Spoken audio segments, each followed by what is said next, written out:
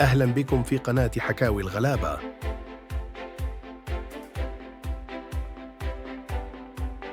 مانشستر سيتي يضم النجم المصري عمر مرموش في صفقة تاريخية قادمة مقابل 80 مليون يورو. تعرف على تفاصيل العقد الممتد لمدة 5 سنوات وأسباب اختيار مرموش للسيتي.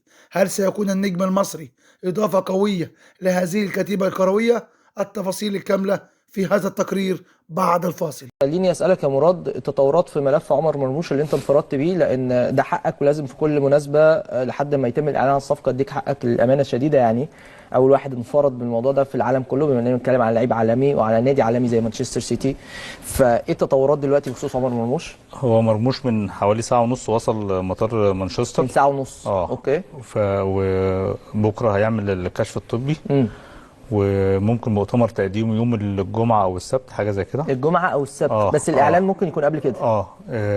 هو إعلانه عن الصفقات الجديدة كلها المفروض كانوا متفقين يوم 24 أو 25. بس النهارده تعاقد نادي مانشستر سيتي الإنجليزي مع عمر مرموش لاعب فرانكفورت الألماني ليصبح لاعبا في صفوفه بداية من اليوم، كما تم الكشف عن تفاصيل الصفقة القياسية بالنسبة للاعب المصري وناديه الألماني التي بلغت 80 مليون يورو. عمر مرموش مانشستر سيتي مصري جديد يقترب من دخول الأضواء الإنجليزية، فصل جديد يضاف إلى تاريخ المصريين الكبير في الملاعب الإنجليزية. يعتبر انتقال عمر مرموش للسيتي بمثابة خطوة جيدة للاعب الذي سيكون راتبه اللاعب المدون في العقود ما بين 16 إلى 17 مليون يورو إجماليا، شاملة ضرائب سنويا في النادي الإنجليزي، وهو ما يعادل 10 ملايين يورو صافية سنويا سيتقاضاها نجم الفراعنة عمر مرموش. 20 هدفا لعمر مرموش مع فرانكفورت، واستطاع عمر مرموش تقديم أداء مبهر